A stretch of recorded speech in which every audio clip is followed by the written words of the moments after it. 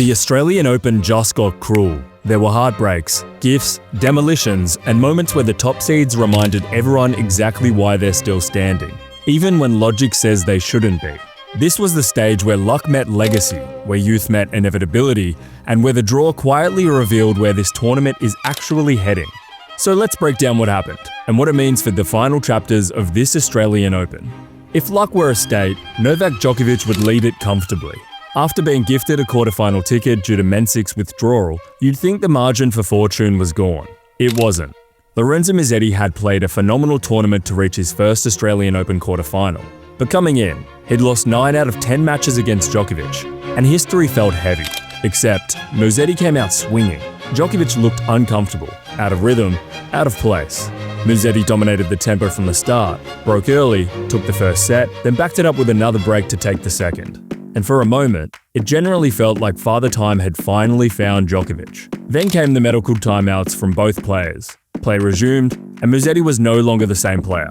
Djokovic broke in the third, and a few games later, out of nowhere, Musetti walked to the net for a handshake. Another Melbourne heartbreak. In 2024, Musetti led Djokovic 2-0 at the French and lost. In 2025, at Roland Garros again, he dominated Alcaraz early, then was forced to retire. Now this. Please, someone give this man a clean run. And somehow, this is the result. Djokovic has reached the semi-finals without winning a set since round 3, and he's earned an extra $770,000 in prize money without finishing a match on court. That's absurd. And that's why he's the GOAT. Jokes aside, his next opponent is more familiar with deep runs at slams, and he won't be so kind. The Alcaraz de Minaur matchup was the match that everyone had circled. Alex de Minaur at Rod Laver Arena in the best form of his career, against Carlos Alcaraz. And for a moment, it felt possible. Alcaraz came out firing, but de Minaur countered everything. In the first, Alcaraz broke, served for the set, and de Minaur showed resilience by breaking back. De Minaur tried to force the tiebreak, but after a crazy point where he hit a ball that was drifting wide, and then a cruel neck cord that ended the set. From there, it was one-way traffic. Alcaraz demolished him, put on a show, and enjoyed every second of it. A brutal ending, but still a promising run for de Minaur. But the problem remains. He's now 0 wins and 18 losses combined against Alcaraz and Sinner. And Alcaraz hasn't dropped a set all tournament, which means he's now on track to become the first man since Federer in 2007 to win the Australian Open without losing a set. That would be one hell of a way to complete a career Grand Slam. But his next opponent knows him well, and has beaten him here before. Zverev vs Tien was one of the hardest matches to call. Learner Tien had just dismantled Medvedev, delivered Medi's first bagel at a slam, and had beaten Zverev before. But when Zverev serves well, he's brutal. He came out hot, took the first set with authority, but the second set was razor thin. No break points, pure tension. Tien took the tiebreak 7-5 and proved he belongs here. But then Zverev locked it down, cruised through the third, faced resistance in the fourth, but closed it out in another tiebreak.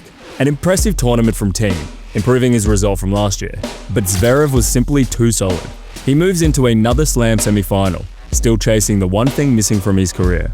The Sinner vs Shelton matchup was interesting. On paper, this could have been a blockbuster. In reality, it wasn't. Since losing their first meeting, Jannik Sinner has owned Ben Shelton. Shelton has won just 2 sets in their last 8 matches. And even serving at only 60%, Sinner returned relentlessly. Shelton served at 76%, and it didn't matter. 1 break per set to a straight sets win. Job done. Sinner marched into another semi-final. His matchup with Djokovic should be fascinating, but after what happened against Musetti, it's hard not to feel like Sinner is the overwhelming favourite. Still, counting Djokovic out has never aged well. And here we go again. Another Sinner-Alcaraz collision course. 4 straight slam finals between the two feels inevitable. And if we get there, let's hope for something closer to Roland Garros 2025, rather than the one-sided US Open. Because right now, Alcaraz looks untouchable, but Sinner is the 2-time champ. On the women's side, the story sharpened up. Elina Svitolina shut down Coco Gauff completely, dominated the return, left no doubt. Aryna Sabalenka continued doing Sabalenka things. But 18-year-old Iva Jovic made everyone aware she exists. Fearless, composed, and very much one to watch. Jessica Pegula outclassed Anna Samova in an All-American battle, perennial top 10 tennis. And Elena Rybakina looks back. Well and truly back. She dismantled Swiatek with serve and return dominance, and backed it up with a win over Pegula, which sets up a WTA final rematch between Sabalenka and Rybakina. And nobody would complain about that. So that's where we're at. luck, legacy, demolition, and inevitability. The draw has risen to the top, the noise has dropped, and only players built for this stage remain. The men's semis are next, and from here on out, there are no gifts left. What's your predictions from here? Will Alcaraz achieve his career Grand Slam, or will the other three stop him in his tracks? Let me know in the comments below. And if you've been enjoying these Australian Open recaps, consider subscribing.